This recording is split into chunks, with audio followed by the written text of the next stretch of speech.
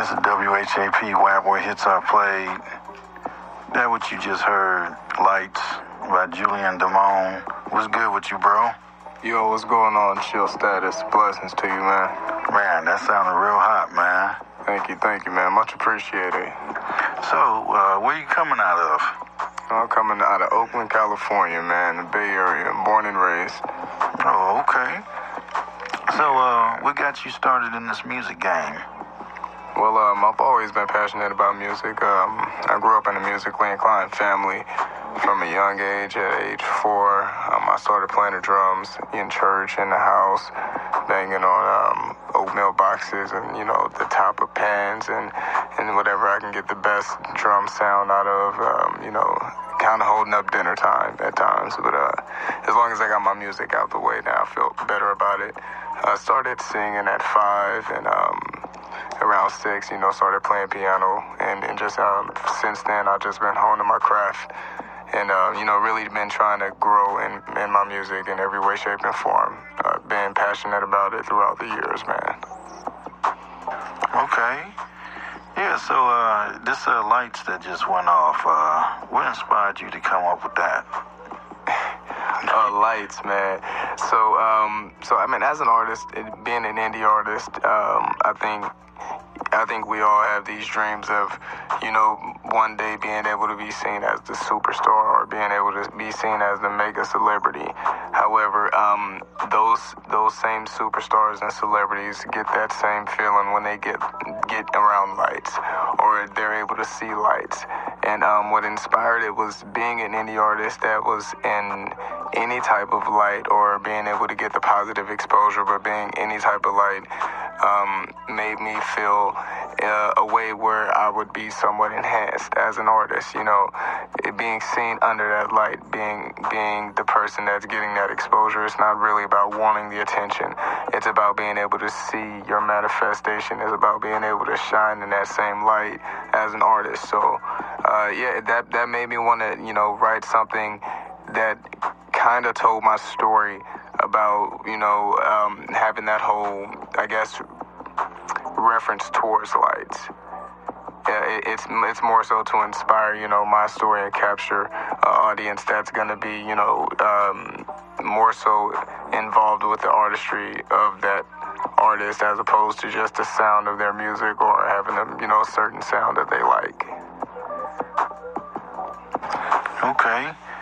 So, who you got in the building with you? Man, we shout out to Visual Life Music Group. This is the camp that I've been rocking with for a cool minute. Shout out to Jesse Hawkins, the OPAC group.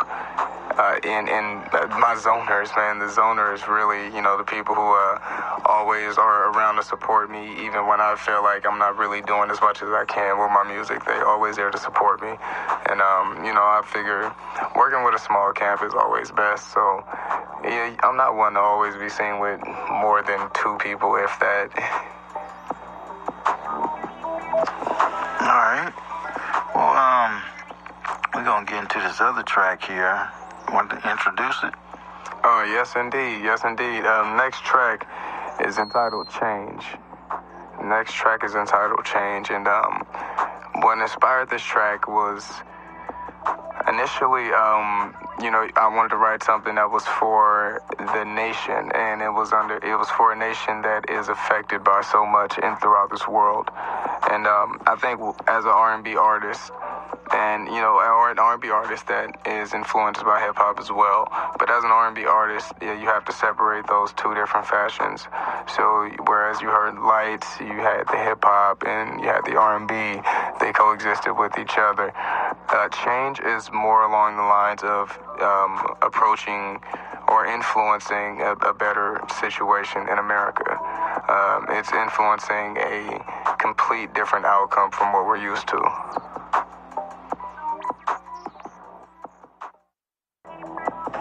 We need that change. Man, I like how that was arranged. Man, who produced that track? I produced that track. Oh, man, you put that together, man.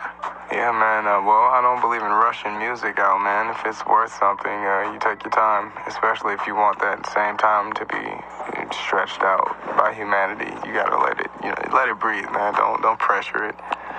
So how long did it take you to actually have it ready to present to me? It didn't take long at all. I have a catalog of songs where I am able to go through due to me being able to have this album prepped up and ready, for the promotional push, and, for it to be my debut album. I actually do have a substantial list of songs which I still have to weave through. And Change, yeah, that was one of the songs where I figured, if we're able to get a message out, then it should be able to be done through music. Yeah, that's definitely one to be in the rotation. I really like that track right there. Much appreciated, man. Much appreciated. So, there's listeners, young listeners, even older listeners that are getting in, starting music or being in the music, and they're trying to find their way. Some been in it for years, but still ain't found their way. Right. What advice would you give the newcomers and the oldcomers as far as music? I will say to anyone that is influenced by music to pursue it, or to be an active listener, or to be someone who critiques music very well, because those are always needed. It's almost like a commodity job.